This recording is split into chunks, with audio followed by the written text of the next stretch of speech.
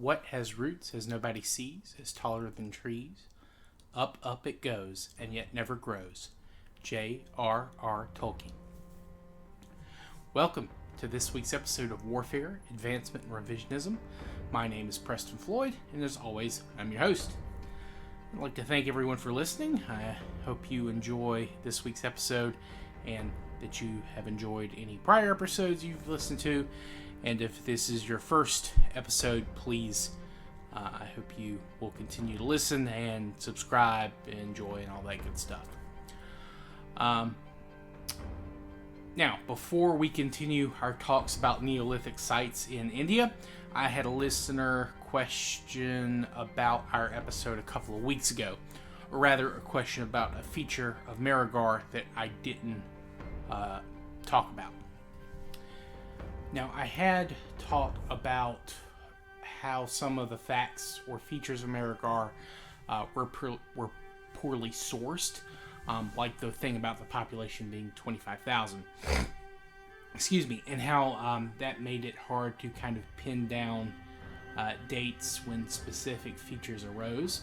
A listener asked me about the beginnings of cotton use happening in Marigar, and that is indeed one of the many prominent features of the site.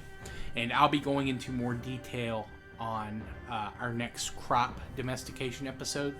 But evidence of deliberate cotton cultivation doesn't appear in the archaeological record until around 500 years after our current focus ends.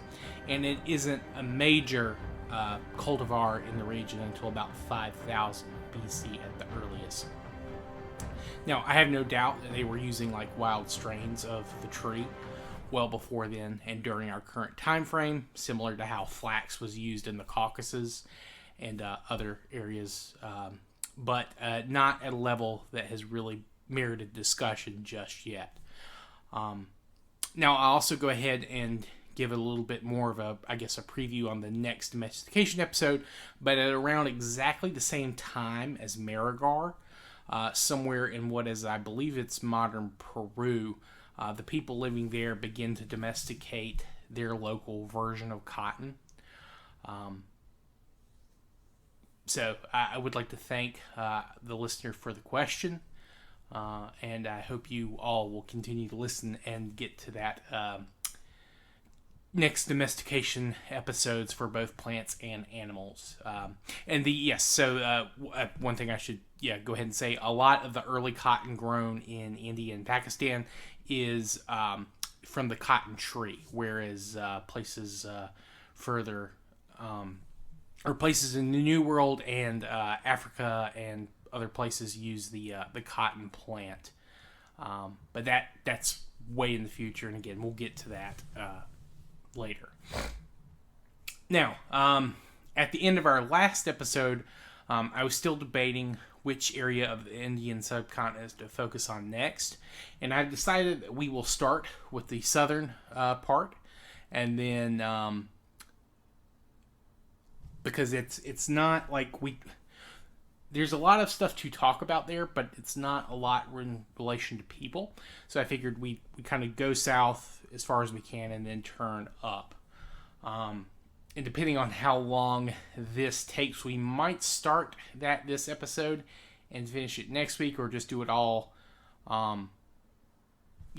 this week and then move on to our next part next week. Though I might be able to stretch it a little longer. We'll see. Before that, though, I do need to talk about some of the major geographic features inside the subcontinent and how that influenced movement, travel, trade, settlement, all that stuff.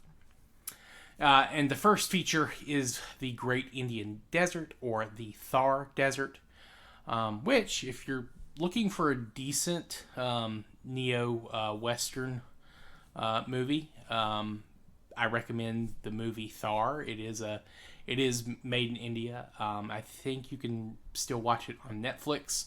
If you have a VPN, you can definitely watch it there. Its primary language is Hindi, but there are English subtitles available. At least when I watched it, and it's set in this desert region during the 1980s. Now, this desert probably didn't exist at our time period. Or, I'm sorry, I think this desert did probably exist, but there are those that say it didn't exist at all. But if it did, which I think it did, it wasn't nearly as large as it is today. And while this area is a desert, it is the most populated desert in the world, as it does have numerous kind of small natural water sources. And there are also some that have been man-made. Essentially, there are kind of these rocky areas that kind of form ponds and streams during the very limited amount of rainfall that they do get seasonally. Excuse me. Now,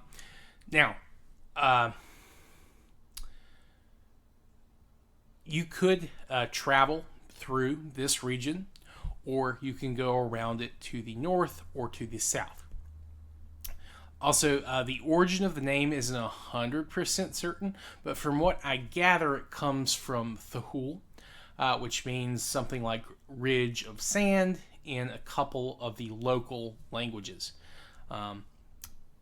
But walking directly through this region gets you to the Aravalli Hills. Now, if instead of going through this drier central region, you followed along the Shivalik foothills, you would be in a much more temperate and fertile region, filled with lakes, streams, rivers, and ponds. This would probably be a much easier route to travel through, but also much more, crowded, you would say. I imagine you would be more likely to run into neighbors or possibly have to worry about defending yourselves from other humans, not to mention wild animals. And now you can follow this path to the east to reach the Ganges River Basin, but this week instead we'll be talking about the people who lived to the south after essentially going around the Aravalli Hills to the north. Now, the Aravalli Hills kind of terminate around 80 or so miles, which is around 130 kilometers, to the southwest of what is modern-day New Delhi. So there is a very, flat or relatively flat area to live in between the Aravalli Hills and the Shivalik foothills of the Himalayas. Now, the Aravalli Hills are an ancient, worn-down mountain range and in fact, they are possibly the oldest extant mountain range in the world. They formed sometime during the Proterozoic, and that's not the Proterozoic, but the Proterozoic, which means they are somewhere between 2,500 million years and 540 million years old. Now, the name derives from Sanskrit, or the Sanskrit words Ara and Vali, which combined together kind of translates into something like a forest of peaks. Now, if you went, instead of going around to the north or going through the Thar region, you went to the south of the Thar and the Aravalli, or if you were just following the coast from where the Indus feeds into the ocean, you would run into what today is called the Rann of Kutch. Now, Rann is the Hindi word for desert, and Kutch is derived from the Sanskrit word for tortoise or turtle, Kachhapa. Supposedly, this name comes from the fact that on maps, this little region looks like it's a turtle kind of flipped onto its back. And I can see that resemblance. I could see people making that kind of connection. But how true it is, I can't say. I couldn't find too many firm sources on that. It was cited on several websites, including Wikipedia, which is always dangerous. But, I wonder how many of those websites were using Wikipedia as a primary source. That is one of those things you have to be careful about. Now, due to factors that happened much later, this area today is a salty marshland for a quarter of the year. And the rest, it's a dry, white desert. And it provides, like, I believe around 75% of all of India's salt production. It's also home to several wildlife preserves. At our current time frame, though, of 8,000 to 6,000 BC, the region is still reliant on seasonal river flooding and rain. But the region is probably fairly fertile the rest of the, of the time, and it's easier to get through with a small inland sea, possibly helping migration and travel. This region will be the site of several sizable Indus Valley sites. However you get through or around the hills to their south, you would reach the tropics, and the plant life becomes much different from the places we have talked about the last couple episodes and this area we're in now. Which, with the exception of the rivers and their surrounding areas, a lot of the plant life is closer to grass and shrublands. In fact, a popular theory about why the Indian subcontinent was so popular during the first few waves of Homo sapien migration out of Africa was that much of the subcontinent was closer to the savannas of Africa. Now, as different climate events happened, including the Younger Dryas, the forest in India expanded, similar to how the Congo rainforest has several times in prehistory expanded and contracted. Now, what this means is that these forests occur in climates that are warm year-round, and they usually receive hundreds of centimeters of rain per year, but they have very long dry seasons that last for months at a time. And there may be sections or ranges of the forest that don't see equal amounts of rainfall year to year. There may be some sections that could, not see rain for 90% of the year or more. So these seasonal droughts have a great impact on, everything living in the forest. And this could have led to a migration out of this kind of sub-region, or would have led to any remaining humans in the area having to make adjustments to their lifestyle. Though I don't think that this was necessarily too difficult, as the expanse of the forest would be, slow enough, and any people living in the region probably migrated between the mountains, woods, and their borderlands regularly. However, whatever changes in the environment had on the people's living and traveling through the region, it also had an effect on archaeological studies of the country, and I'll dive more into that part later.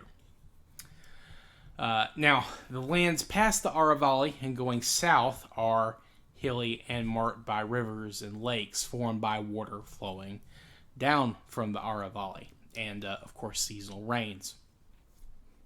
Now, as you head farther south, you run into another mountain range known as the Vindhyachal or the Vindhyas.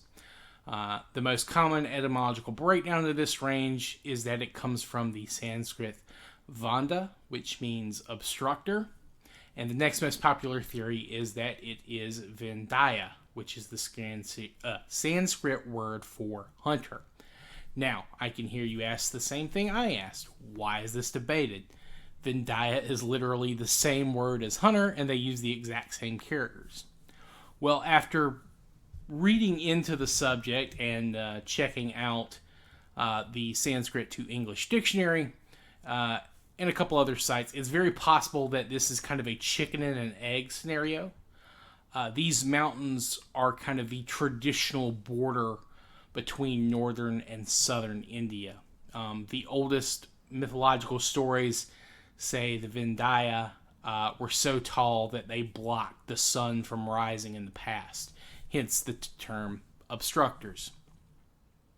Now, there are at least 20 different words for hunter in Sanskrit, and they're not all overtly related to each other. For example, there's Javan, Tivara, and Kulika. Some have overt differences in their meaning, and some have more subtle differences. To illustrate this, Kulika is also a bird, so to use this, in terms of hunting means it's a hunting bird, like a hawk or an eagle, or that the hunter is like a hawk or an eagle, whereas Zvahan is hunting with dogs or using a dog to deliver the killing blow. Vindhya was used to either represent a group of hunters or people specifically from this region, which, in fact, there are still areas around these mountains that, are made, or the people living in these mountains are descended from the tribal groups, the hunting and gathering groups described by the term. In some areas, they make up as much as 80% of the modern population. So the Vindhya region is, also fairly disconnected and has kind of large gaps between peaks. So, there are places you can kind of lose yourself in and kind of live out in the wilderness without having to worry about things like sedentarism, agriculture, things like that. Now, historical sources will also include other neighboring ranges as part of the Vindhya, though our modern understanding of tectonics and orogeny sees us classify things differently. South of the primary run of the Vindhya range is the Narmada River Basin. Narmada is Sanskrit for the giver of pleasure. This is another one of those important rivers in Hindu mythology that we will, again, cover more at a future date. But it's also one of the big rivers that has been personified very similarly to how the Sarasvati River was as well. Excuse me, I lost my place in my notes here. As you move across the Narmada River to the south, the elevation rises and you run into what is today known as the Satpura Range. This is one of those ranges that were historically considered as part of the greater Vindhya range. Now, I couldn't get a firm source for the etymology of this range, but it seems to be related to the Sanskrit word Satparasa, which is a wise or outstanding man. Now, that rise in elevation that was beginning as you cross the southern bank of the Narmada is the beginning of a region known as the Deccan Plateau. This is a massive, kind of rocky, triangular-esque plateau that makes up most of the tip of southern India, and that is surrounded on its three sides by different ranges. To the north, we have, of course, the Vindhya and Satpura, which we've already discussed. To the plateau's west, running from the north at the mouth of where the Tapi River enters into the Arabian Sea, which runs east to west parallel to the Satpura Range, we have the Western Ghats. These run almost to the very tip of the subcontinent. Where the Western Ghats end in the south, they meet another range that runs south to north along the eastern coast of the subcontinent. These are known as the Eastern Ghats.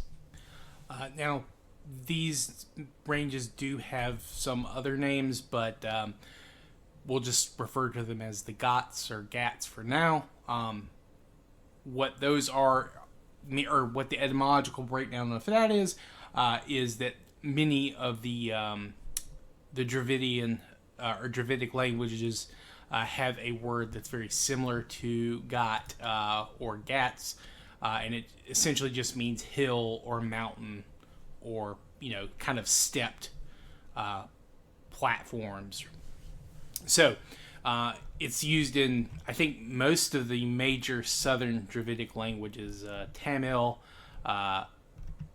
Tulu, not Telugu, and then Kannada, I believe, is the other big one that uses a version of Gat or Gat. Excuse me. Now the Deccan Plateau that these ranges surround. This is it's very rocky, but it is also covered by a lot of vegetation. Its elevation kind of varies in places. Some places it's can be as much as 1,000 meters above sea level, which is around 3,280 feet, give or take. But I think on average, it's around, I believe it's 600 meters, which is around 2,000 feet. But again, there are some places where it can be as low as as low as 100 meters. Now, because of the way the Indian plate has kind of shifted or hit the Asian plate at a kind of a little bit of a tilt, most of the rivers in the region flow from west to east. I think there's one or two on the far end of the Western Ghats that do flow to the west, but those are again very small. Most of them will flow across the entirety of the southern half of the continent. Now, as we have talked about in a couple of other episodes, the sea level was lower up until fairly recently. In fact, in some places it still may be a little bit lower. So it's possible that there was a little bit more livable space between the western end of the Western Ghats and the sea, and possibly due to, again, the end of the Younger Dryas, that has begun to change. There are some islands to the west of India, Laksh, I believe they're the Lakshadweep Islands, and I will talk about them probably in the next episode. I'm probably going to include them with talking about Sri Lanka, but we'll hold off on those for now. Now, the Deccan Plateau, again, is a little bit different from even, slightly to the north, around the Narmada and the Vindhyas, or the area between the Vindhyas and the Aravalli. There are places that are very dry or have very kind of rough, kind of clay, rocky soil. But there are places that have, very dark, black, loamy soil due to a couple of different factors. Most of the major archaeological sites in the region are on the plateau along those rivers flowing out to the Eastern Ghats. But these sites are not really excavated, or at least they're excavated, but there's nothing that can be really dated solidly to our current time period. What I think this means is that if people are living there, they are probably not having, or they're not at the point where they're having to kind of shift to this agricultural sedentary lifestyle. It's very possible that they are able to live very comfortably in these plateaus and foothill areas without having to change too much. It's also possible that the area is just not really occupied all that much. It's very possible that large-scale human migration to the area doesn't happen until later. We might just have a few isolated bands of humans in this region. But in the next 2,000 or 3,000 years, that is going to change. You'll see some more steady, regular agricultural sedentary sites in the Deccan. And these will begin to increase, slowly over time. Now, so far as we know, these will not really coalesce into big societies until much later, but it is something that the number is ever increasing as time goes on. Now, it's also possible that there are early sedentary sites to this time period, but they just haven't been found yet. Southern India has not had quite the same level of excavation and study that the northern area has. That's because, this area might not seem like a likely candidate for early civilizations the same way like the Tigris and Euphrates societies came up around those. The Nile, of course, being a source for Egyptian civilization, and the Indus River as a site for the Indus River Society, or the Harappan Society, as some places call it. So it's very possible that they haven't excavated the right places. They haven't found any earlier evidence.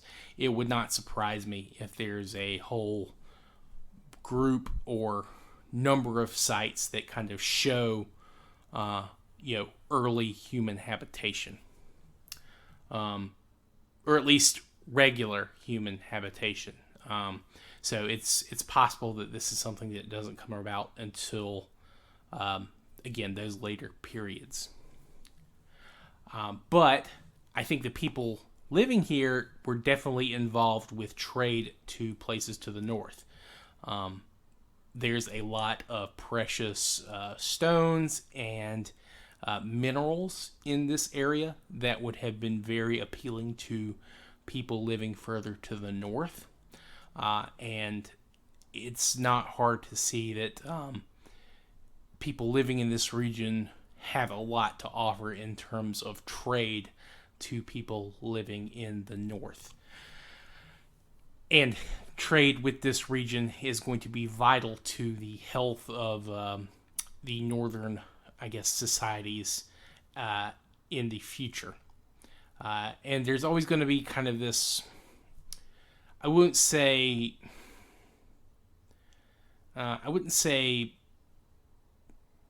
rivalry, but there's always a kind of dependence on the two regions with each other, and it's a dependency that, depending on the time frame, one group may desire a little bit more control over the other at separate times. It's a very delicate situation, from what I can tell from some of the sources. And there's also the factor that, again, there is a sizable nomadic or semi-nomadic population between these sedentary centers in the south and the north. So the people living between these sedentary societies are also part of that interplay. Another factor that I kind of hinted at earlier is that the reason we may not have earlier sites to study for this region is due to the environment. Of course, as the forests are expanding, and the ones in the Deccan itself, they are getting much more regular rainfall. They're a little bit more tropical than the forests in the kind of Aravalli, Vindhya region. So it's very possible that just due to the nature of the materials that these people are using for their tools and for their homes or for their tents or things like that, tropical climates are not the best for preserving things like wood or rope or cloth and things like that. Excuse me. And if they were using bone, that is also something that does not necessarily preserve well. Stone artifacts, yes, those could easily show up in the archaeological record, but if they were, well used, those items might not stand out at all for someone just, doing exploratory digging. So the climate may also be posing a major issue for finding evidence of these Neolithic sites at this time frame. But again, within the next 2,000 or 3,000 years, you're going to see a number of sites come up. I think well over a dozen, fairly sizable sedentary locations will appear in the archaeological record. And these sites will be growing different items than you will find to the north, or at least a different, ratio of things that they're growing to the north. Southern India is a bit more conducive to growing rice and millet rather than grains. So that is another thing to keep in mind. Also, peppers and things like that are a little bit more suited to the southern parts of India, at least in the time frames we're going to be talking about, as well as other things. I believe ginger also comes from this region, and cumin initially. Now those are exported a little bit further north. They're grown in that region too. But again, a lot of the spices that India is famous for were initially grown and domesticated in southern India. And then, of course, that's not even to mention the metal wealth that you get out of the Deccan. I mentioned minerals and stones and things like that are, prized in the region, but also there are, a lot of good sources of things like iron and copper that make the region important as well. But again, at our time frame, 8,000 to 6,000, I'm willing to bet the Deccan is slightly less well populated than the north, just due to people having to adjust to the climate change that's happened since the end of the Younger Dryas. And they're a little bit, and because there are less people, there's less pressure to kind of supplement your food sources. You're still living, that good old-fashioned hunter-gatherer lifestyle. You're, only having a child born every 2 to 4 years. Your population's growing a little slower, and, you're not having to kind of supplement, again, that food source. There's not a pressure to do so. So they're not having to experiment with their livelihoods, for lack of a better term. And they also have, a lot of goods that you could not find to the north. So they're probably very valued trading partners when that sort of thing happens. And also, again, going through that southern route or through the Aravalli Hills directly, maybe a little bit easier. Again, you can go north around the Aravalli Hills, but that's probably a longer journey. It's safer, but it could take time. So that's something to keep in mind as well. Though again, a long distance trade from one group is probably not likely. Again, you're probably daisy chaining from one group. You go one valley over, and then the other group goes 2 forests up, and then so on and so forth. You're not having a single individual going, 500 or 1,000 miles, something like that. So again, trade's probably low scale, but it is probably happening, at a decent interval, I would imagine. So I think that's kind of a good place to stop.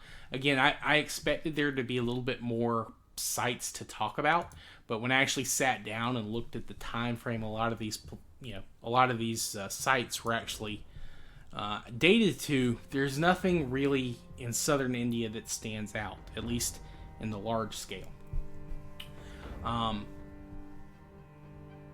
But what I think I'm going to do is, I think I'm going to go ahead and call the episode now. It's already 35 minutes. I hope people weren't too bored with the etymology stuff. Most people seem to enjoy it. I highly recommend looking at a map. You could probably get a little bit more out of that from this episode. But yeah, so this is always just something to keep in mind when we return to this region. Now next week, I'll talk about Sri Lanka and those islands to the west of the subcontinent, and then we'll move up the Eastern Ghats back towards the Ganges River, and then we'll go from there. But yeah, I hope you've enjoyed this episode. I hope it wasn't too bad in terms of geographic descriptions. I hope I did a good job of explaining everything. If you have any questions or feedback, please feel free to reach out to me at waradrevpod@gmail.com, or of course you can reach me via direct message on Twitter.